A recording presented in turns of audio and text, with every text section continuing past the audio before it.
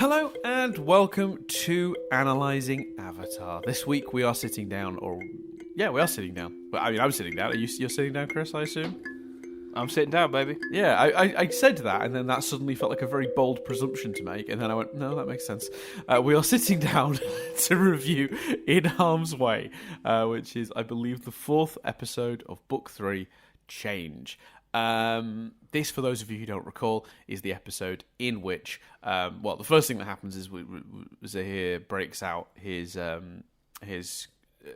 guess partner is the right word, girlfriend is the right word, and then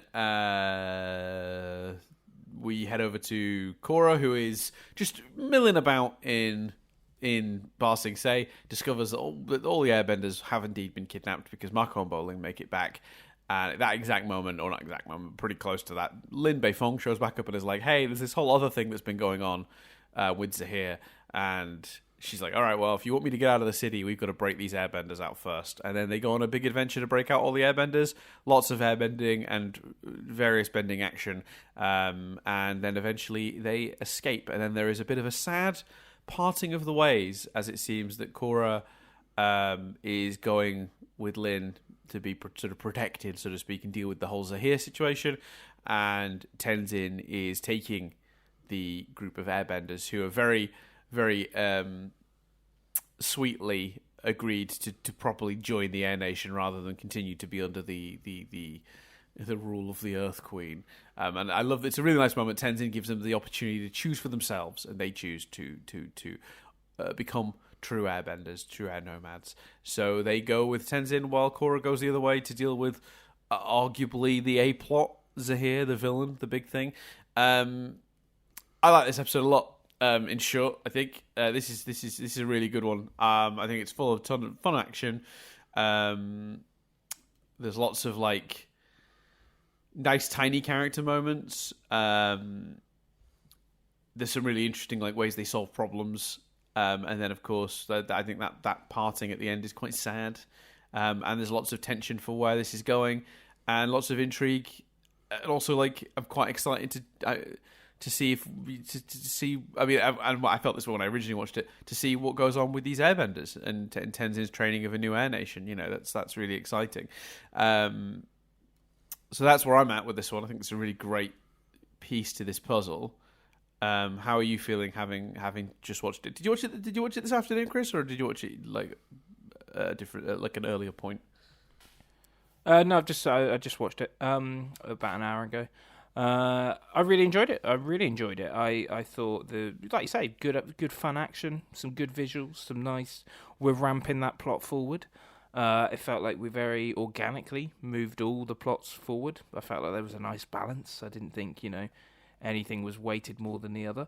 My question to kick us off, my main thought at the end of it. Yeah. Do you think they did enough to sort of justify Tenzin not staying with Korra and protecting her? Like, especially given his big "oh no" reaction when they were like, "he's now an airbender." Do you think? Yeah. It's a good question. You know what? I actually.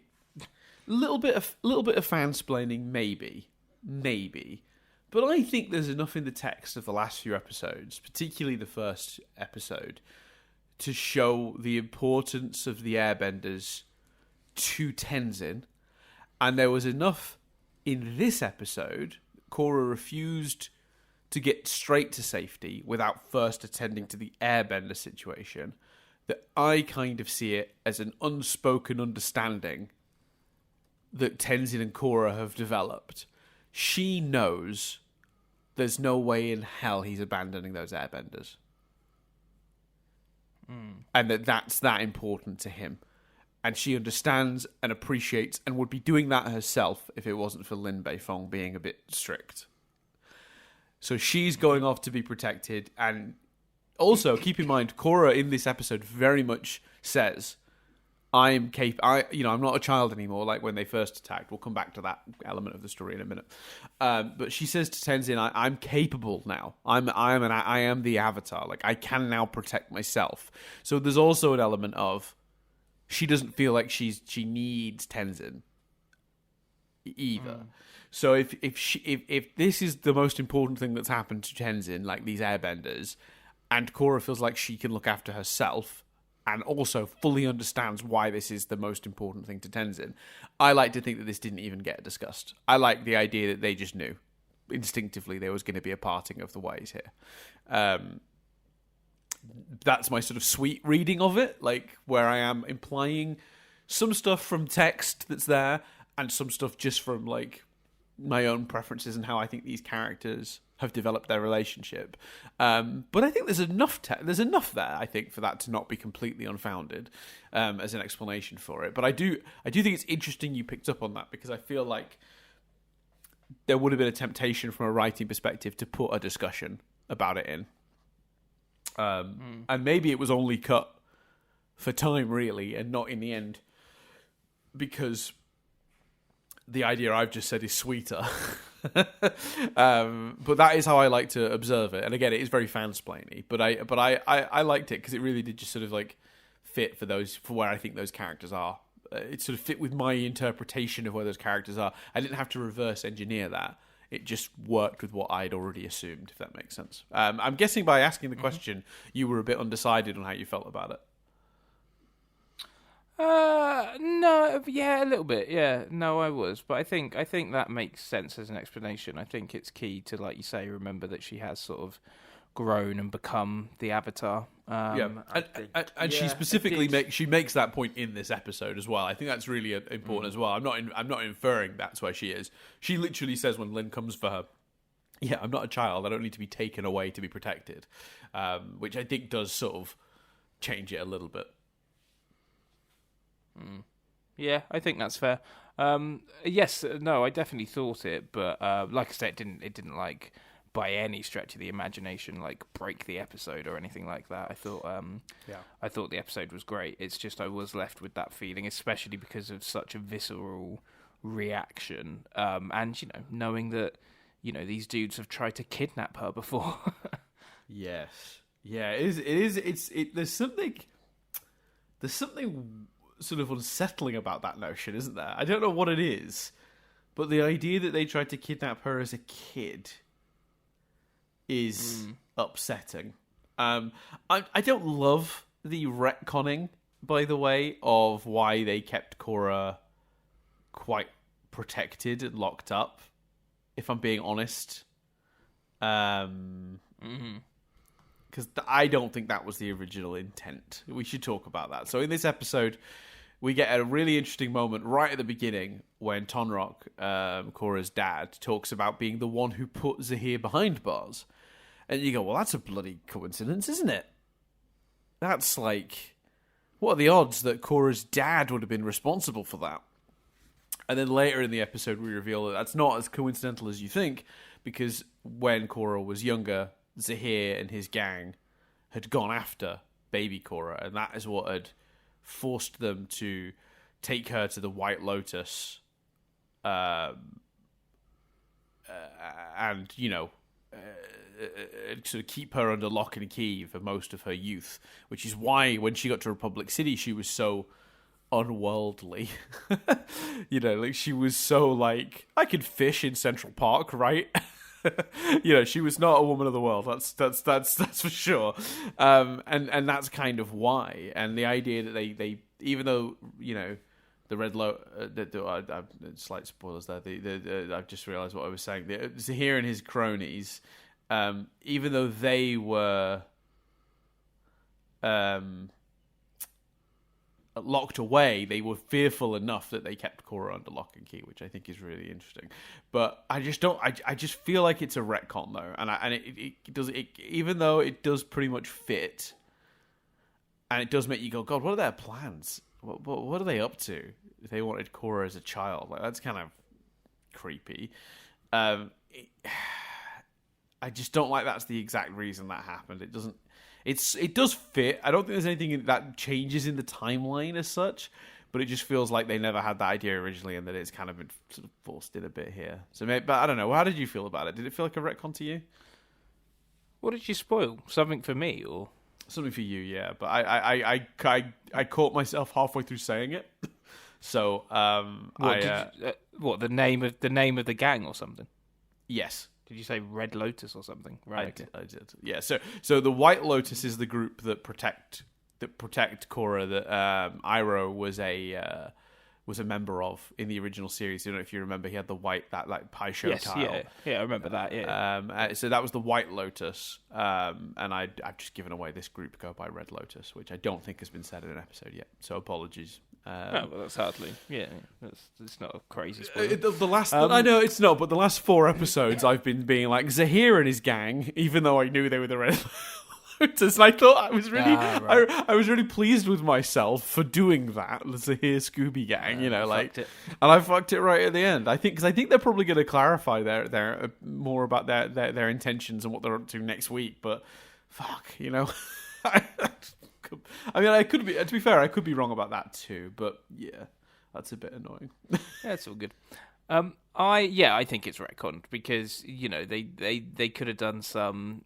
When they've talked about that before, they could have done some. Well, we had to hide her away, or Tenzin. You're right. I've been protecting you longer than you realise. Like, I think you could have slipped in hints in that, and they didn't. So yeah, they could have done. They could have done. There's a reason we had to do that to you for you, Korra. Like that. There's a reason that had to happen. Like some sort of indication that there was going to be more to that story but we never really. Yeah. I don't know. Yeah, but the thing is, it's hard for me to complain about that because realistically, it doesn't actually affect this episode. Yes, it's a retcon, but it is one that technically works. Nothing from the original stories is contradicted. It's just clear they came up with it later on. Does that make sense? And that's like, I don't know. Yeah, because it's just that classic thing of, like I say, you feel like, oh, how come that wasn't mentioned sooner? But I think it's fine. I don't think it's a particularly massive deal breaker. That no, it's really not. It's really not. It's just a shame. So with that in mind, how are we feeling about like where they're at with Zahir? Like how are you feeling with that plot in general? And like where, I mean, obviously not. No point in been pushing you to sort of theorize about where it's going. I do have a prediction actually. Oh, you do? Very good. Yeah. So my thinking is, if they try to attack Korra, yep. And the people that were protecting her were called the White Lotus. Yeah, I'm predicting that they'll be like an angry equivalent. So I reckon they'll be called the Red Lotus. Wow, that's an incredible prediction. Thank you, mate. Don't mess up and spoil whether I'm right or not. No. Okay. I don't want to be able to tell anything in your reaction. But... No. I'm straight faced. You can't see my face, but I'm as neutral as I can be on the matter.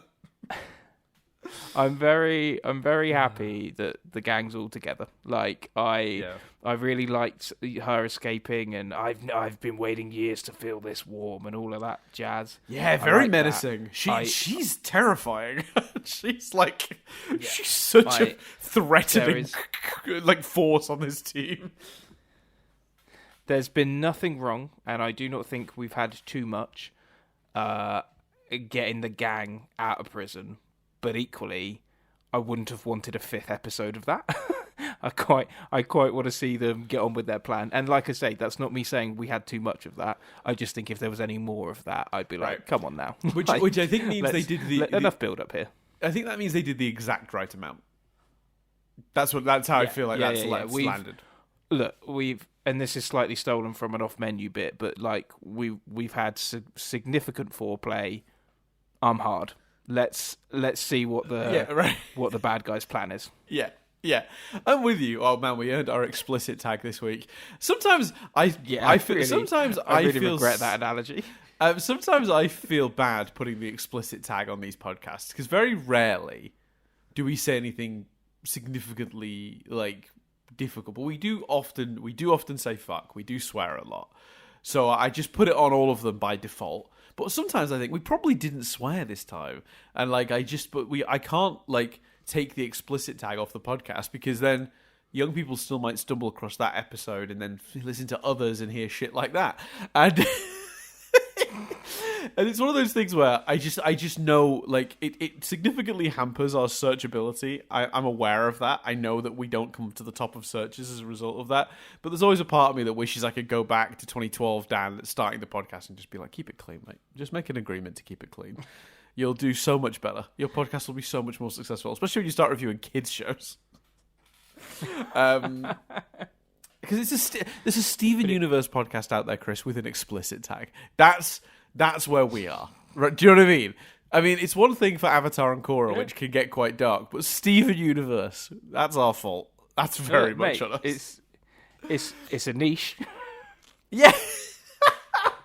It's I tell you what, Chris, you know how much of a niche it is? Have a look at our viewing figures. Anyway, so yeah, I'm really glad they're all back together. I liked that, really, like now. A little bit Ron and Hermione in the books, but that's fine. So I like that gag, and I'm keen to see what their plan is, and keen to see that start to unfold. You know what? That joke matched that had not occurred to me. You're right. Yeah. So for those who aren't remembering the exact moment Chris is referring to, is when Zahir and I think it's Pai Li, or I think it must be Pai Li, something like that. The scary one. When she gets in the car with Zahir, they start kissing, and Ghazan, who's driving, is like, really. And for those of you keeping track, I have got all their names written down now, so I can stop being like the gang and forgetting who the individual characters are in it. Water Arms Lady is now Minghua, which is her actual name. Nice.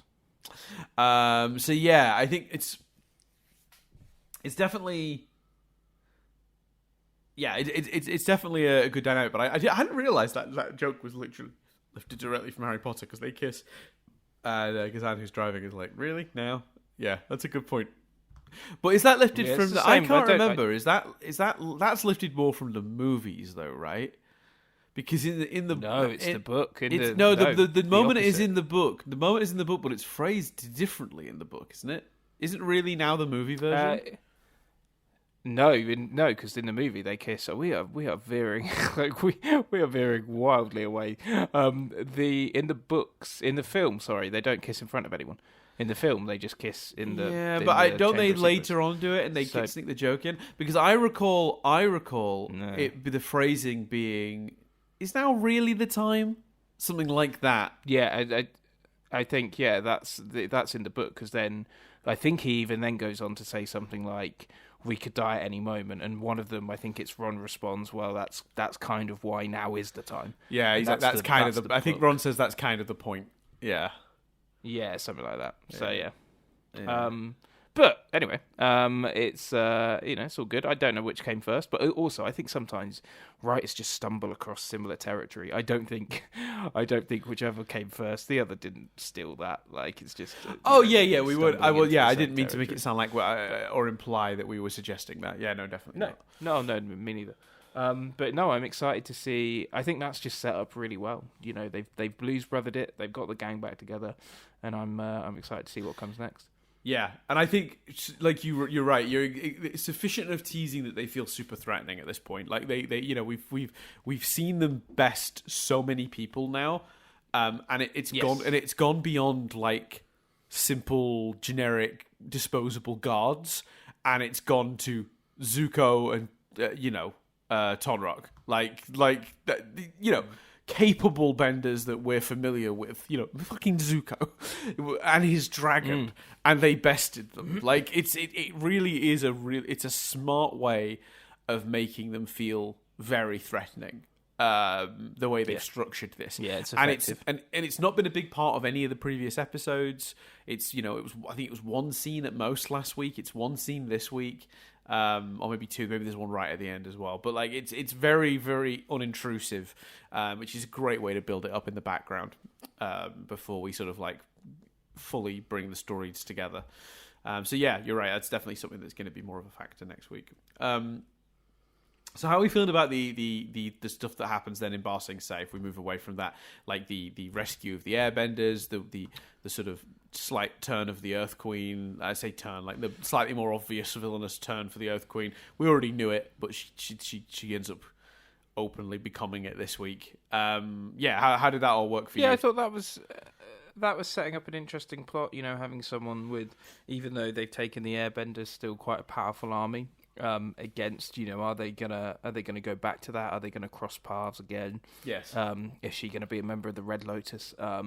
Sticking with that theory, you know, is that I found interesting. I really liked. I imagine some people maybe didn't, but I personally really liked Tenzin's daughter still hanging on, still being spiritual, and still kind of having that power. Yeah, I did too.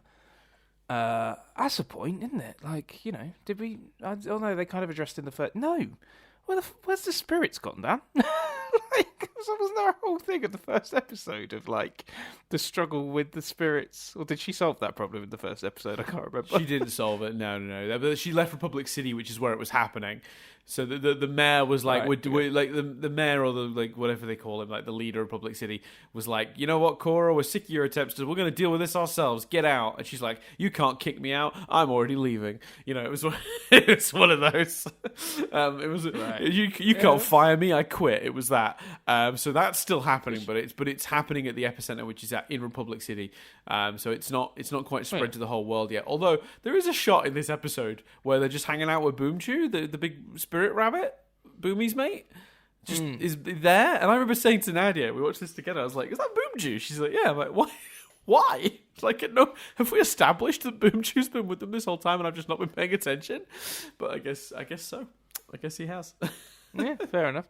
I liked her still being spiritual and going to solve that problem by finding him. It's one of those things where I think it's one of those things that people could easily be like, oh well, that creates a really easy solution to future problems. Yeah, but she's not with them all the time. Do you know what I mean? Like, she's not, you know, exactly a full part of the and I use the phrase very loosely, as regular listeners will know, team Avatar. Yeah. You know, so she's not a core member. But also, they gave it lots of limitations. It wasn't like a fucking easy job for her. She didn't just cross her legs and then know the answers. She looked under Lake Laogai thinking it would be there, couldn't figure that out. Then she had to go do a whole thing where she connected specifically to Kai's spirit, so it has to really be the spirit of someone she's got a connection with. Like, they gave it, like, limitations, and quite a few. It's not practical power that they'd be able to apply a lot. Like, when Zahir comes to give them to give them a good old punch, you know, she's not going to be able to fucking spirit away that, is she? Like I know that they did that in literally as the finale of the previous season. Jinora just sort of gives Korra some light and Korra fights harder. But, like, the power they showed her using this week, the astral projection, that's not helping them in a fight necessarily, is it? She might be able to communicate some information across a battlefield, but that's fine. Do you know what I mean? It was quite limited, and I think its uses will be therefore quite limited. I get the concern, and I reckon if you can go back to 2015 or whatever this series aired, 2014, and like look at message boards at the time, I guarantee you people felt that way 100%, that she was OP, so to speak. But I think in reality, it's fine. It's fine. It's a good, interesting power. It's different to what anyone else can do. And it allows us to do things like shortcut to knowing where the people that have been captured are. Because otherwise, we would have had to contrive a much less believable, oh, I overheard a guard. Do you know what I mean? And that's so much worse. Yeah, and it gave us some good scenes with her and Kai. You know, I like them as a couple. I think they're building that quite nicely. I like both Marco's. You know, is it? Oh, which one's the comic relief? Sorry, is it Marco or Bolin? Bolin is always the comic relief. Yeah, I like. Yeah. I know which one you're going to talk about. I really like Bolin's. You know, Tenzin's not going to like this. Well, we can. And I quite liked Marco, even though Marco doesn't like Kai, being like, well, let's just not tell him. And Bolin being like, but it's really juicy. Yeah, I enjoyed that. Well, that also in that same scene, they also had another great moment of, who can stay mad at you? And Marco's like, me. Like, I'm going to stay mad at him. It's a great moment. It's one of my favorites. So yeah, no, those two have great. I do think that, like, as time has gone on, they've really figured out how to write Mako and Bolin. Like, I feel like they've got a much better balance of comedy now, where, like, Mako is, like, sort of the straight man, but in quite a grumpy way that I think is like, they're leaning. It feels like they were resistant to making him a bit cynical and grumpy in the first seasons, and when they did, it came across mean instead of, like, good spirited. Whereas I think I don't know if it's the way they're phrasing it or what, or if maybe I'm a bit more endeared to the character now, so I'm more willing to assume that's what it is. I'm not sure how it works, but whenever he says stuff like that now, it comes across funnier and less mean spirited. So I quite enjoy the dynamic they've developed with Mako and Bolin in terms of their, like, dialogue and stuff. I agree completely. Yeah. I just enjoyed that whole scene. Kai's an interesting character. He seemed genuine in that scene. I was going to ask you about this because you were convinced. You were convinced last week he's, like, an irredeemable piece of shit. I think those are your exact words. I think you said he'll never be a good guy in my book. I think that's what you said. I didn't say that, but I think I did call him a prick. So to be fair, actually, I'm now wondering, do we retrospectively? Actually, I think this is right. Controversial, maybe. No, but do you think Knobhead of the Week for last week? No, I did think stealing the wallet. Think about it, but I thought about it, but I don't know because he seems to have some redeeming. I don't know. It just felt a bit. I don't know. I felt like if they do a really great redemption arc, we'd then reverse Knobhead of the Week. So, yeah, no, I kept it. Fair enough. Plus, he did also. There were people. It seems a bit harsh to give Knobhead of the Week to someone who gets kidnapped by two dudes by the end of the episode. That's why are true. those dudes kidnapping a child, not the Knobheads of the Week? I think, but if memory serves, the crux of your thing was that he not only had he done a bad thing, but he'd done a bad thing against people who'd taken him in. Like, he stole Mako and Bolin's wallets and then forced them into the lower rings with trickery. And again, I did call him a prick, so I think I did. We were very close. Prick of the Week, not quite a segment on this show. Yeah. Yeah, exactly. What you're sort of saying is he was treading close to the line for you. Yeah. So far he's prick of the month. I cannot believe that earthbending kid from Return to Omashu, Tom, made it into the list for being irritating to you. But, like, this kid last week for stealing their wallets gets away with it. I was waiting for this. Every time Knobhead of the Week comes up, I remember that time you put a baby in Knobhead of the Week, Chris. I think in a case where you're like, nah, he wasn't quite bad enough to go in there, that's when I think that is a valid time to bring up your choice of putting a baby in there. Because, I knew the baby wasn't going to get any character development. Whereas I think, this dude will. But, like, we put Master Paku in for patriarchy, and he learnt his lesson at the end, and we're like, women aren't so bad. Yeah, but we never put Zuko in. Do you know what I mean? Yes, that's fair. I really liked looking at this episode and looking particularly at that segment of the episode that had Jinora doing her, like, astral projection. I loved the first idea they had. And the most logical idea they had, which is the same idea I had, was Lake Laogai. Like, oh yeah, I read in the history books that when the Dai Li used to kidnap people and brainwash them, they did it at Lake Laogai. Maybe they've repurposed Lake Laogai. And I love that Jinora goes back there and they're not there at all, and there's just the remains of that compound, which I think Toph destroyed a huge amount of, if memory serves, from when the Avatar last visited. But the budgets being the way they are at this point, Toph destroying half of it doesn't matter. It's still right. easily being there. It's still going to look pretty much the same. That's fair. So yeah, I thought that was a really smart idea to have them suggest that and then have that be wrong.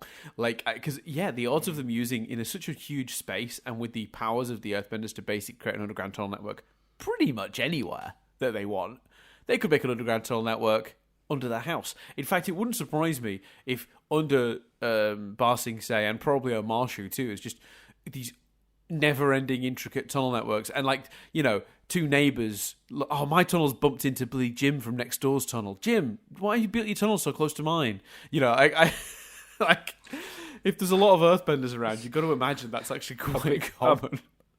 I'll be honest with you, Dan. This feels like you've got an Earthbenders bit and have just been waiting for an opportunity to use it. Yeah, I've written a solid 5 minutes. It's not going to go down very well in Ba Sing Se, but they'll love it in Omashu.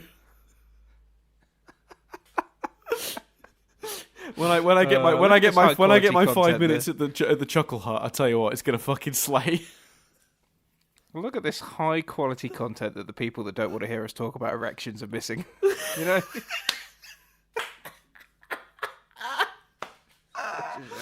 Oh man, I feel it's the morning for me. I'm feeling wild this morning. Anything can happen on this podcast. You still got your morning erection. I do think it's interesting that this is the first podcast we've done in a while with Chris not being having an early morning recording session, and he went straight to erections. Like, I feel like this really is Chris after dark, sort of. Like, no, man. Yeah, no, I got that winter cold. Because you're Team Northern Hemisphere right now, and I've got to tell you, mate, like, I'm loving the long days back, because like just as I was leaving the UK, it was getting to that point where it was like 4 o'clock, 5 o'clock, the sun was setting. I was like, that's shit. I got here, it's like, when's the sun setting? 8:30 on my first day. I was like, beautiful, give me that, yes please. And it's pushed back now. It's like 8:45 now. I think it's nearly 9 o'clock. The sun is setting. We should discuss the episode, but I like that. Like I like the sort of, I think there's something romantic about the shorter days. But it's just here's a question for you. Well, I mean, not related to Korra, but I was talking about this with Jess earlier. What would you say is the worst cold symptom? The worst symptom of having a cold? Yeah, it's got to be the one you like the least. It's got to be the runny nose. Yeah, see, for me, it's the sore throat. I just can't stand having a sore throat. Yeah, I do get that. That does suck. But I think there's nothing for me more irritating than that feeling if you've not got immediate access to a tissue. Let's say you've almost forgotten you had a cold because it's done that thing where it's lulled you into a false sense of security and it's given you an hour of peace, and then you sort of sat in like one room, you know, watching TV or whatever, and then you feel it and you're running around like, what, there's a tissue somewhere, and then like you just realise the closest one is going to be running to the bathroom and getting one, but it's such an irritating feeling having that, you know, anything like hanging or like in that nose region. Horrible. I hate it. I've not had a full cold in a long time. I have hay fever though, so I get it more than I should across the year. That's fair. And I've literally moved to I've given myself double hay fever this year. Like, because I had hay fever in the summer. Yeah, it's gonna be bad. I had the hay fever in the summer in the UK, and then it got to November and my hay fever was like gone. And then it was like, where am I going to go now? Australia, where it's still summer. And I'm going to have my hay fever back. That does suck. Bringing us back. The Airbenders' choices to all basically go. Bearing in mind, yes, that they've been ripped away from their lives and kidnapped. Do you buy them? How do we feel about them being like, yeah, all right, yeah, let's go, fuck it. Do you know? You think one of them would be like, can we just let our families know we're all right? I mean, then again, I suppose they were taken from the streets, maybe. Some of them might not have had families. Yeah, there was an implication of that for at least a couple of them. We don't know that for sure for all of them. I just knocked my mic then, so I'm sorry for any listeners who just heard like a bump. Yeah, they implied a certain percentage of them were that, but they didn't say all of them were. So I did also think that. But then again, I don't think there's a choice. Going back into the Earth Kingdom would mean surely immediate capture, no? I see what you mean. See what you mean. The Earth Queen. This is probably the next point we'll touch on. Had a very interesting situation this week in that we revealed that she has the right, by Earth Kingdom rule or law or whatever, to conscript her subjects, and they were morally it was shitty and not acceptable that she was doing that, but legally speaking, she was able to do that. She would be right to, not right to, but like legally right to then capture them immediately again. If they went back in, she's going to be looking out for that. If I had a big group of people that I wanted to keep captured and they all ran away, first thing I'm doing is putting like guards on their houses if I know where they live. Yeah, that's fair. It just felt a bit easy. It felt like one of them, because to be honest with you, a line where one of them went, look, if we go back, we're captured. I'm coming with you so I can learn how to defend myself. And then we're going to go back and we're going to free our people. Something like that. I'm going, okay, cool, covered it. You know what I mean? Yeah, I don't 100% remember if it gets covered, but like we do follow Tenzin in these airbenders going forward to a degree. So it wouldn't surprise me to say we cover the details of their situation going forward. I don't 100% remember if that exact notion of do they have family, people back in Ba Sing Se is covered, but we do get to know them as a group, I feel. So you'll definitely learn more about them, and maybe that question will be answered. But should it have been covered in this episode? Yeah, maybe a stray line might have gone some ways to easing that guilt. But I did also think it was actually quite clever because, like, by having them had such a shitty treatment at the hands of the Queen, like, you don't even really question for much the choice for them to all just go, yep, we're going with you. Like, Tenzin has not only gone in and freed them from that prison, but has then gone, I can't make you come with me. I'm not the Earth Queen. If you come with me, it's by choice. And that's very attractive as as a person to follow that quality of leadership of, like, I'm leading, not pushing. Like, if you want to come, you're following by choice. That's you don't really question that they would be at least attracted to that idea of, like, being under Tenzin's sort of, not rule, but under Tenzin's guidance. Yeah, it's also clear that it is going to be ultimately a better life. The situation in that city, seems bad. Really tough. Yeah, and, there's a lot of fucking meditation and stuff with airbending, isn't there? There's a lot of chilling and a lot of exploring. So yeah, definitely probably seems better. Yeah, and they're heading to the Northern Air Temple, which makes the most sense. It's the closest. I did wonder because Aang grew up in the Southern Air Temple, if I remember correctly, which is why he ended up, when he escaped, frozen at the Southern Water Tribe. Because he was south in general, or nearish the Southern Water Tribe, near enough for Sokka and Katara to find him. I did wonder though if there was maybe a temptation to do the Southern further away from where they are down in Ba Sing Se, but like I did wonder if there was temptation from the writer's perspective to have Tenzin want to go back to like Aang's original temple to bring that one back. Yeah,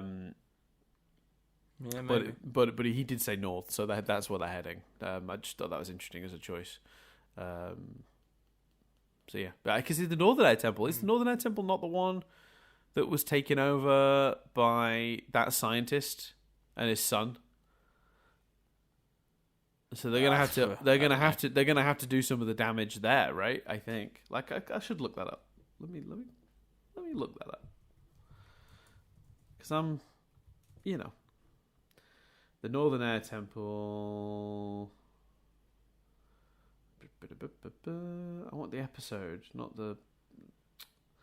The wiki never seems to give me the thing that I want, right? So when I looked up the Earth Queen, it gave me the Earth Queen, not the episode of the Earth Queen.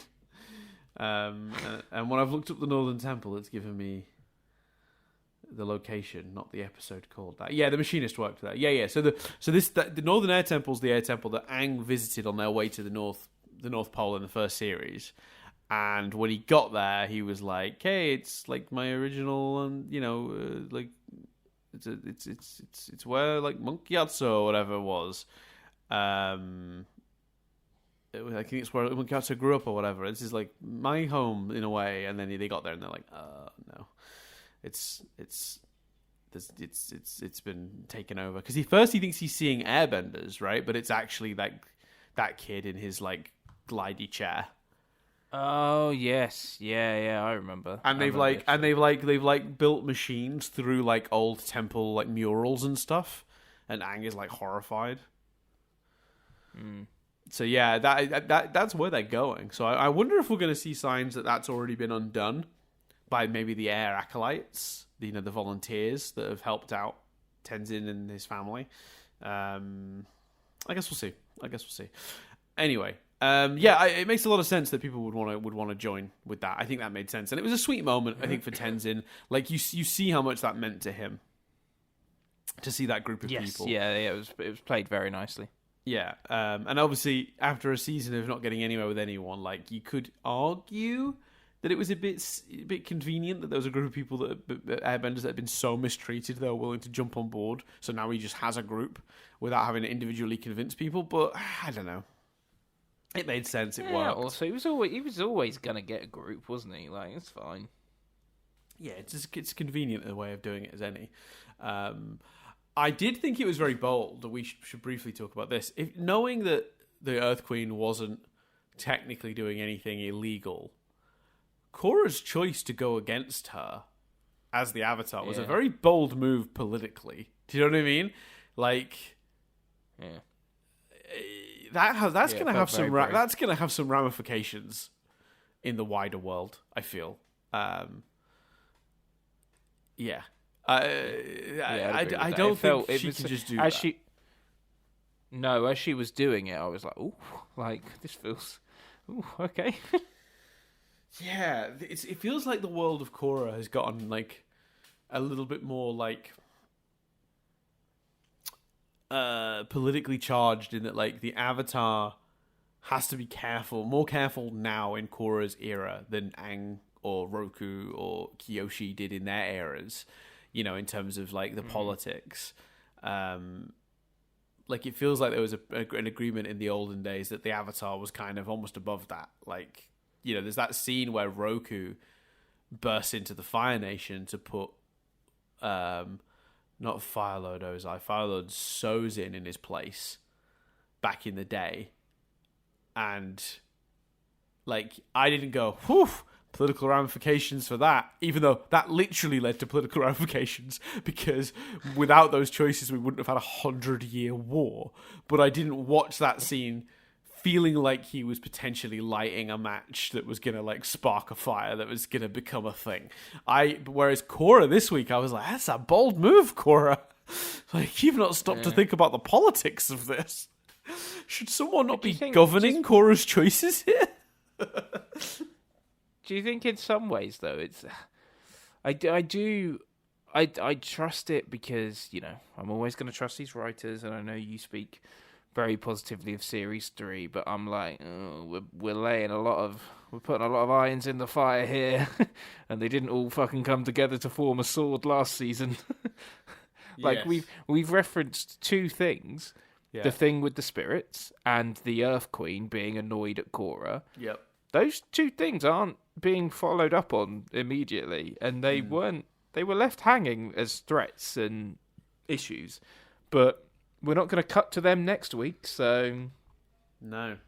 Yeah, it's a little... It's hard not to be... concerned. A little concerned about that.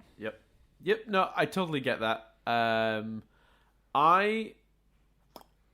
What do I say here? I would say, in this case... Well, no, would you, if you've not seen it, would you feel that way? Yeah, for sure. Yeah, without a question. Yeah.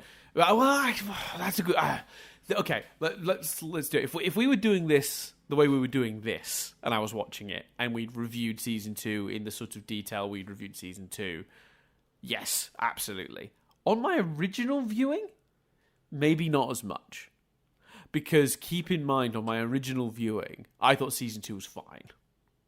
Because I watched it very casually, had fun with it, liked the characters, enjoyed spending more time in the world, found it inoffensive. Didn't blow me away the way the original Avatar had, but was enjoying it. So maybe that Dan wouldn't be as concerned. But in the shoes you're in right now, as someone who is watching it for the first time in this very unusual way, where you watch an episode and you don't just move on to the next one, you then sit down for an hour and 15 minutes to discuss it, plus erections. Yeah. And I think if we were titling these episodes, this one would just be called Plus Erections. Yes. Yeah. Analysing Avatar plus erections. I figure if we've got the explicit tag, I might as well go there. In your circumstances, absolutely, I'd feel that way. 100%. These writers have, while they earned a lot of your trust during the course of Last Airbender, have pissed away much of your trust in season 2 of Korra, and I mean that lovingly in a way, because I'm saying they made mistakes there, and while it's easy for me to say now, knowing that seasons 3 and 4 are significantly better, and I've told you that too, and I know that you probably think that's likely to be the case because we have very similar tastes. Yeah, and and that makes me that makes me not actually worried. You know what I mean? Mm-hmm. That trust in your view. Yeah, but I think if you didn't have any reassurance like that at all, and you didn't know that generally speaking the last 2 seasons of the show are preferred to the first 2, which I think that's fair to say. I don't think many people would disagree with that. That is the consensus. Even if you yourself as a fan prefer season 1 for whatever reason, I think you'd probably have to acknowledge that the general consensus on this show is that its second set of 2 seasons, the final 2 seasons, are the more popular. Even if you didn't have that information at hand, I do think I would understand you feeling concerned at this point, because, like I said, season 2 is such a specific. It's such a specific problem, and while this season hasn't felt anywhere near as chaotic, so the problem with season 2 was even when they were having lots of irons in the fire, it felt rushed and like they were all clanging on top of each other and not really fitting together, even in the early parts of the season. Whereas here, there are a lot of irons in the fire, but they've all felt pretty coherent so far. So I feel like this season has done enough to earn a bit more trust in of itself anyway. But yeah, I definitely think you're right to feel that way and understand where it's coming from, because you're right. There are a lot of things, the spirits, the situation with the political elements of the Earth Kingdom, and then there's the Airbenders, and then there's Zahir. There's 4 quite big things going on. The thing I'm debating whether to say, but I think I'm going to say, just to give you some context, I feel like this was maybe something people talked about as this series was airing, which is why I don't feel as bad saying this. They had a bit more of a plan for not just this season, but the 4th season. Okay. So that I don't think they were working quite as it's this 14 episodes. Wrap everything that we've set up in these 14 episodes in these 14 episodes quite as strongly as they did in season 1 and 2. So it's quite bold considering the sort of the position of uncertainty they were in. With, I'd have to look into it, but I wonder if 3 and 4 got commissioned together as that's where the show ends. I'll look into that between now and next episode. So yeah, that's kind of that's I understand the concern, and there are definitely signs here that I think you could go, well, we don't really come back to the spirit situation. We've now left the Earth Kingdom to a degree, and we're dealing with Zahir and the Airbenders. So when's the Earth Queen situation coming back into this? There's a lot of things left dangling with no obvious sign of resolution. To clarify, I don't personally feel that, because a potential defence could be, well, these things are stories of the week, but, the Earth Queen is stretched across 2 episodes. The spirit world thing with... Ow. Hurts to yawn, sore throat. The spirit world stuff was so tied to the conclusion of last series and the sort of the new status quo of the world and stuff. So I think it's fair. I don't feel like those are my reasons for why these things don't feel like they could be story of the weeks. Yeah. Like in the same way that, and like equally, I'm not listing, whilst I think there is more to explore, and they did sort of set it up, I'm not listing within the stuff of like, oh, that seems to be left dangling. Marco and Bolin's family. Do you know what I mean? We got an answer for that, and it's sort of I don't include that on the list of that. Feels like that was that story of the week. Yeah, you've just hit on the difference. It's the conclusion. It's there was no solution to the spirit problem. There has not yet been a solution to Korra's poking of a pretty sensitive political situation with the Earth Kingdom, because it's clear, but even before all this occurred, that the Earth Queen was not happy with the political situation out there, and was, she wasn't building an army for nothing. Do you know what I mean? Like, she's already not happy that those territories that were taken from the Earth Kingdom back in the original 100-Year War were not returned to the Earth Kingdom after it.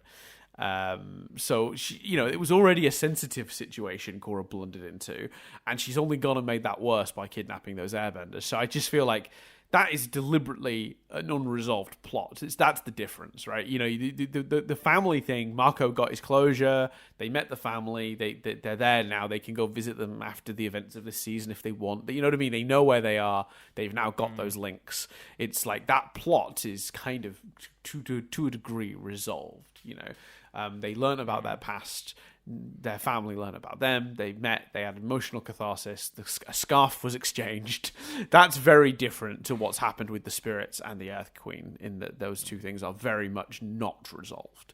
They do not have any sort of closure. Yeah. So that's the big difference with the two kinds of plots we're referring to. But yeah, I think in this case, from memory, and I will say from memory, because I do feel like I remember these two seasons in least detail of Korra, and I feel like that's because as Korra went, I did that thing where like I'd watched season 1, and then the build up to season 2 I rewatched season 1, and then the build up to season 3 I rewatched season 1 and 2. So therefore season 3 and 4 are the two seasons I've probably seen technically the least. Just by default. So yeah, we'll see what happens. But my memory is that these things are handled reasonably well. So, but we'll see. I've got a note I wrote down, and this was a note from Nadia that I just liked enough that I was going to steal it with credit, obviously. But there's a bit in this episode where they're training the airbenders, and Kai helps another airbender that's getting pelted with rocks, and they're like, "Oh, you're doing well enough that you can also help these guys. What about all these rocks?" And they throw extra rocks at Kai. Nadia said, without skipping a beat, "Time to lean, time to clean," said the Daily. Wow. Which fucking blew my mind. That was a corker. That's so good. Just not sure what that means, but I think it's, like you say, a corker. No, it's great because it's like it's that old thing, people say that in like, oh, you got time to lean, you got time to clean. They're basically saying to Kai, you got time to look after that guy's stuff. With you. Got... Yeah. Incredible, absolutely incredible. Not one reference to. I'm just looking at my notes. Not one reference to Zahir's girlfriend being Sparky Boom Girl, which made me sad. Yeah. They should have just. Yeah, that's a shame. I feel like a missed opportunity. There's a moment in this episode that I noted as not being fond of, where Korra says in frustration regarding to the Earth Queen, who's cock blocked her again and been like, "Oh no, we looked into it. No airbenders here. There are some airbenders in a different place though. If you want to go somewhere that's not here, that's far away. We have heard word of that." There's a scene after that where Korra sort of is saying, I should have known she was using me. And that line bothered me because you did know. You said it last week. You said it before you went on the mission, and that just felt like a weirdly inconsistent line of dialogue, a stray line of dialogue that just like didn't fit with everything else that was happening around it. Because what they depicted last week was a Korra very much aware she was being used, but she was playing along because she really wanted the information on the Airbenders. What she should have been frustrated by was not that she was used, but that the Earth Queen didn't sort of keep up her end of the bargain. You know? Yeah. Because she knew she was being, you know, sort of used, so to speak, for her avatariness to give, like, you know, that she was just being shitty with her. So, yeah, I don't know. I guess you could interpret it as used being like, oh, she got her end of the bargain from me, but then didn't give me her end. I guess you could sort of play it that way, but I don't know. It didn't quite fit with what Korra said last week to me. Yeah, it would have seemed cleaner if she was, you know, I knew she was a wrong un. Maybe not quite that, but you know what I mean. Yeah. I wrote down one of my favourite lines of the whole episode, Chris, and it's when Korra says to Chinora, you know, maybe you could try and reach out specifically to Kai. I know you two have a connection. And my favourite line is Tenzin just going, what do you mean, connection? Yeah, I enjoyed that as well. So good. So good. Let's see. I do think I like Korra more for choosing to not worry about her own safety in the wake of this saving the Airbenders. I thought she's more decisive than she used to be. I think we're seeing an evolution in Korra again this week. In the past, she'd have been bratty about it. It'd be like, but I don't want to go and be hidden. Instead of like whining about it, she was just decisive and went, no, I'm not leaving until we get these Airbenders out. That's my choice. I've made that choice, and I'm not asking. You're right, actually. I'm telling you, and that's what's going on. We have seen a lot of maturity from her this season, haven't we? Actually, that's a good point. Way more than we'd seen in the past 2 seasons, I think. Yeah, a lot less brattiness, for sure. I really liked in the final action sequences, which we haven't talked about yet, so we'll have that as the sort of last like discussion point, unless you have anything else you want to add. The action scenes are great, but what I really, really liked was how much the Airbenders got involved. They weren't just like crappy like fetch quest NPCs or protection mission NPCs that like you just like, oh, I've got to protect you while you just sit there helplessly. You know, they're not. It's not a. It's not Ashley from Resident Evil 4. It's my point. Help me, Leon. Help me, because she just keeps fucking helplessly getting kidnapped. They defended themselves, right? Like they escort mission. That's the word I was looking for. It's not a crappy video game escort mission. The Airbenders were really capable in this. They were really, really good. They defended themselves quite well. And Nadia pointed this out. And I thought again, this is a really good observation. The Dai Li kind of trained them to fight rocks. The Dai Li were mostly throwing rocks at them and teaching them how to knock them away. Yeah, that's a great point. Yeah. Like, yeah, why would they not try and make them defend against fire or water? Yeah. Yeah. They taught them how to block their shit, which I think, is like quite hilarious. That's so weird. Because that's exactly what they do. That's such a brilliant observation. Yeah. Sure, Nadia was on fire this week. I should watch this with Nadia more often. She should just replace me on the podcast. She clearly has better thoughts than me. Yeah, I thought that was great. I really enjoyed that. I can't get over how brilliant a point that is. Yeah, that's good. So good. Yeah, but yeah, it meant that they were very easily able to like sort of counter the Dai Li, which I did wonder. Did the Dai Li seem not threatening enough this week? They kind of bested them pretty easily. It felt, but I don't know. Maybe I'm just reading into it because the Dai Li is supposed to be like the elite of the elite.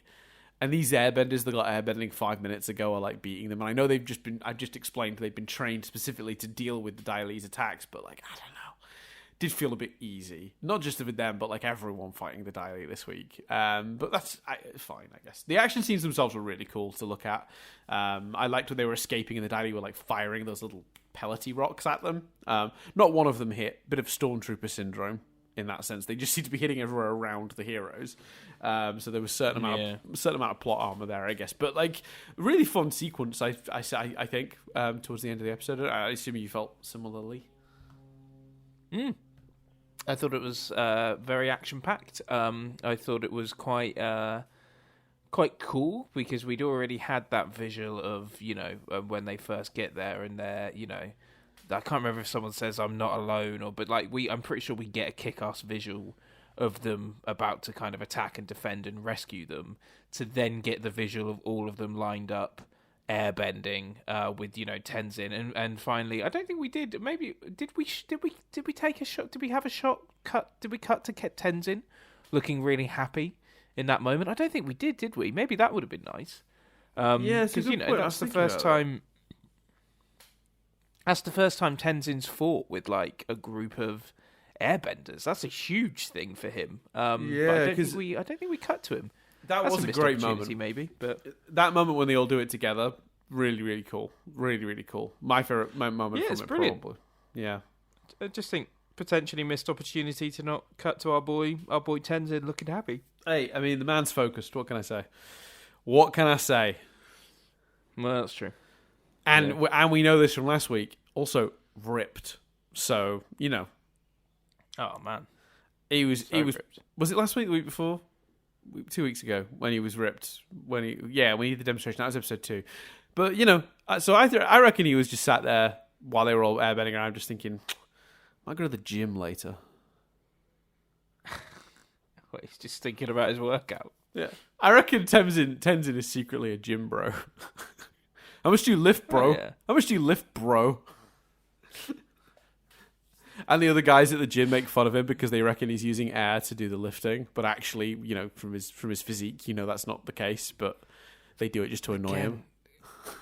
Again, Dan, it feels like are you writing? Is there a space in Australia for an Avatar stand-up comedian? Is this what this is? And have you seen a flyer? Have you got a children's animation you wanna do a routine on? And it's just you next to some guy who's like, mate, you should hear my Rugrats material. It's fantastic. Yeah, a guy the other side, another guy that's like, mate, wait till you hear my bit on the pokey rap. Yeah, exactly. There's a guy just in shorts and a green jumper, and you're like, are you doing a bit on Doug? Like, yeah. I walk in and there's a guy like, why did Ash Ketchum travel around with a sex pest? Am I right? Brock was a sex pest, right? Right? You all agree? He was terrible. Yeah. Everyone agrees. Cool. I was quite. Ash's surname is Ketchum. Yeah, did you not know that? No, it's in like Ketchum all. Yeah, that's brilliant. I'd never put that together. Catch him, gotta catch 'em all. Gotta catch 'em all. Pokemon. Oh, that's clever. That's good writing, man. Yeah.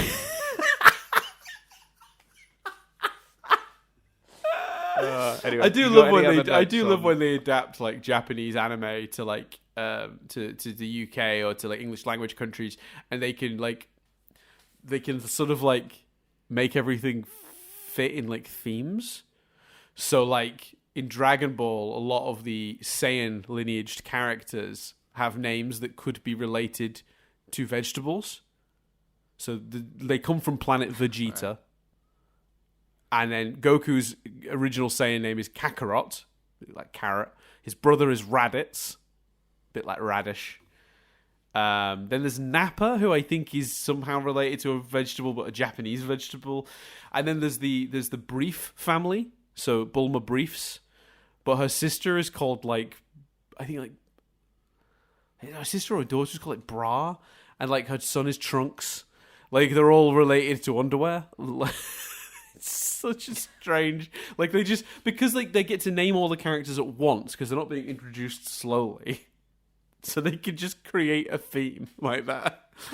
I wonder if they do that in the original text. I wonder if those jokes... I've never actually Googled that. I should Google that. Like, in the Japanese translations, do all the Saiyans have vegetable-based names, and they've just kept that in the translation? I wonder. I'll have to Google that later. Anyway. But yeah, Ash's surname is Ketchum. I thought you knew that. I don't know why you didn't know that. I know. You know what? I just don't think I'd put it together. Right. Yes. Yeah. I'm a big fan of that. Yeah. I like the idea that's like, that's your bit. Did you guys hear about this Ash guy? Catches them all, called Ketchum. Bit on the nose, don't you think? Yeah. What's the deal with Ash Ketchum? Did his mother know he was gonna be a Pokemon trainer? He had no choice. The kid's been forced into this. How's he not gonna catch him when he's called Ketchum? If you got a name like Ketchum, you're gonna catch them all. You can't refuse to catch him when your name's Ketchum. You've got a much better Seinfeld voice than me. I really don't know where it comes from. Sometimes it feels like... It is good. Sometimes it feels like the spirit of Seinfeld possesses me when I do it. Yeah. It's one of my top 3 things about you. Yeah. That's fair. One of my top 3 things about you is your inability to notice obvious puns. I just never put it together. Delightful. Genuinely delightful. Yeah. But I don't know if I've ever seen a full episode of Pokemon. That's fair. I'm a Pokemon guy. I wouldn't worry about it. I don't think the anime is that great. I know this will be sacrilege. There are good episodes of that anime, but I think that anime is like fine at best. I know people get attached to it, but it's. For rewind reviews at some point, we should absolutely do the original sort of the mainstream Pokemon movie that was huge when we were young. We absolutely have to do that. And just see if, with zero context, it works. I've still not seen Detective Pikachu, and I'll avoid watching it until we do that. Yeah. I think you should. Anyway. That's a really great idea. Pokemon the first movie is fascinating because it confronts head-on the biggest actual issue with Pokemon in a way that I was like, even as a kid, I was like, surely you're not going to tackle that because... That's the unsaid thing we just have ignored all these years because you just don't want to think about that element of it. It's brilliant. It's so insane as a first movie, as a choice. I loved that movie as a kid. I would love to go back to rewatch it. I'm sure it's terrible, but I enjoyed the movie more than most episodes of the anime. So yeah, that'd be fun to go back to. And I watched the first few arcs of the anime. I watched right through Johto. I don't know why. I think I dropped off Orange Islands just after Johto. I watched a lot of that anime as a kid. So I'm not saying that anime was iffy from perspective of sort of a mild fan. I was really into it, but I think looking back, it's not as good as it could have been. Anyway, it's no Yu-Gi-Oh. That's what I'm saying. Fair. Any other notes about the episode? No other notes. Should we do trivia, Chris? I'll let you shout that thing you shout because you didn't get to last week. Let's triv it up. I'm gonna give you some trivia. I thought for some reason in my head your triv it up took so much time that I was safe to take a swig of my drink. But it's very quick. I've just discovered, and then I had to be like, give you some trivia after I take a drink of water. It's probably the sore throat. I'm afraid it probably hindered it. Anyway, let's bash these because some of these are this first one. Get ready for hearing this trivia for the next 2 more weeks as well, Chris. So this episode was apparently one of 4 episodes to be leaked by the Mexican Nickelodeon website Mundo Nick. So it seems last week's episode, this week's, and the next 2 were part of that leak. So I'll mention it again briefly in the next 2 just for people who are new to that episode. But yeah, this episode was leaked ahead of release. Probably didn't help the ratings.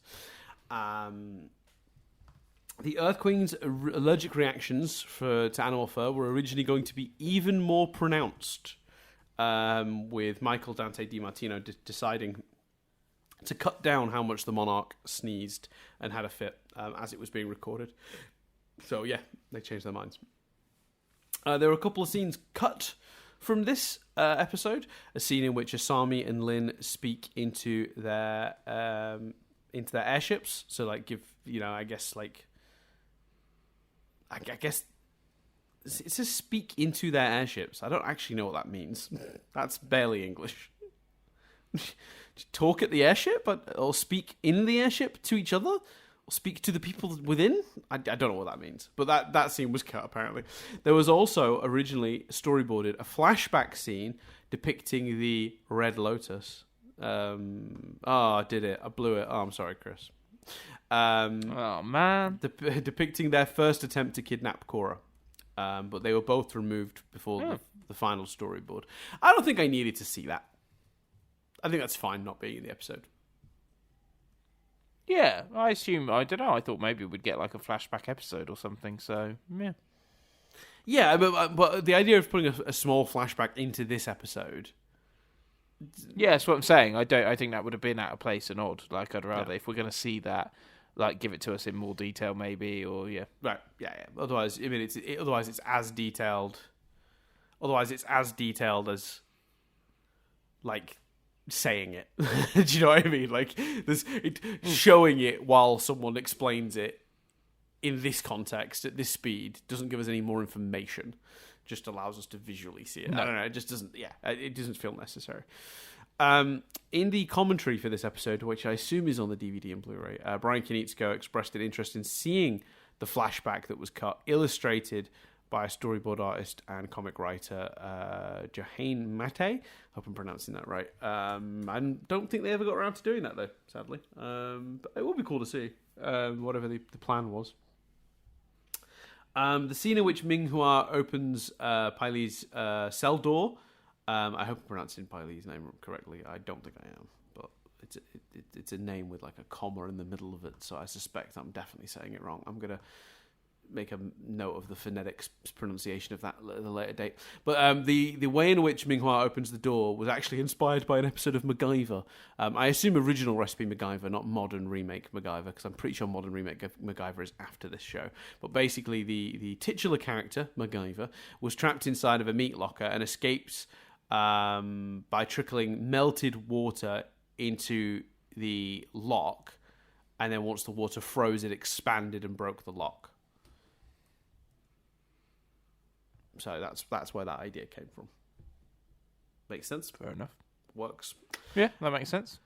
The Dai Li sending a hail of rock glove tiles at the fleeing Mako, Bolin, Jinora, and Kai was apparently a direct callback to the Dai Li using the same move during their pursuit of Zuko and Iroh in the Crossroads of Destiny. Cool.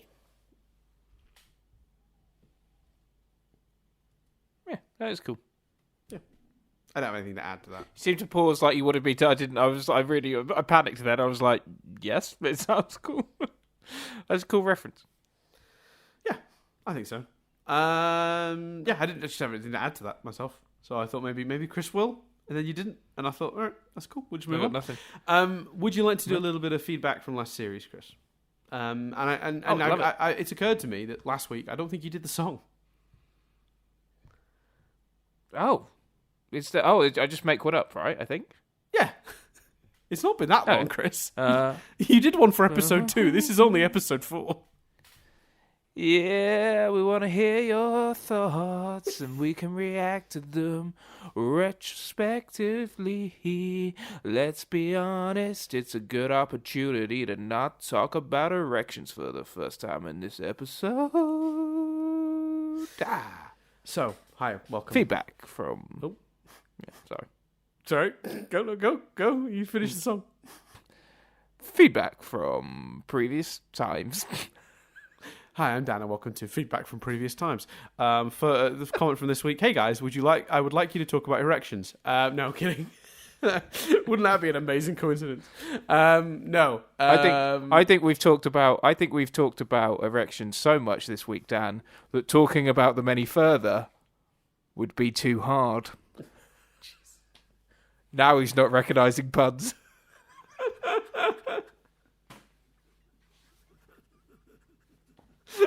We have been absolutely unhinged this episode.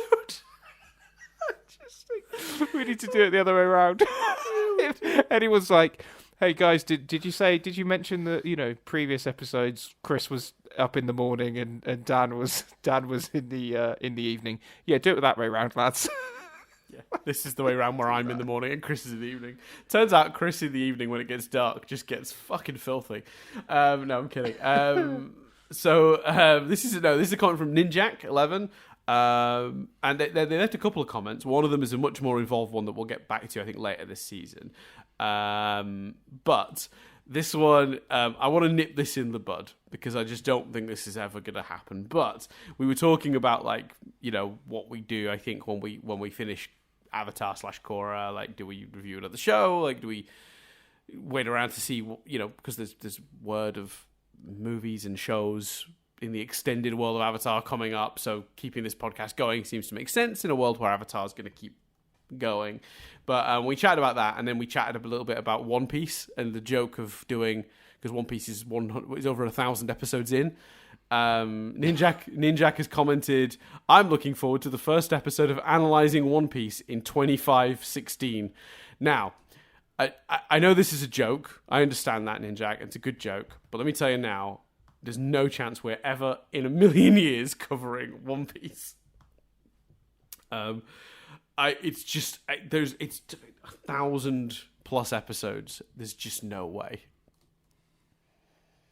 It's just not happening. Yeah, I think even if every episode of everything we've ever done was dedicated to an episode of One Piece, we still wouldn't be through the show, I assume. No, I don't think that's right anymore. I think we've passed 1,000 now.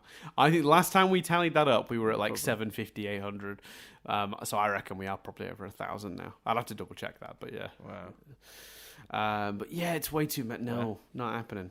Sorry to those of you. I really like One Piece. I've been reading the manga this year.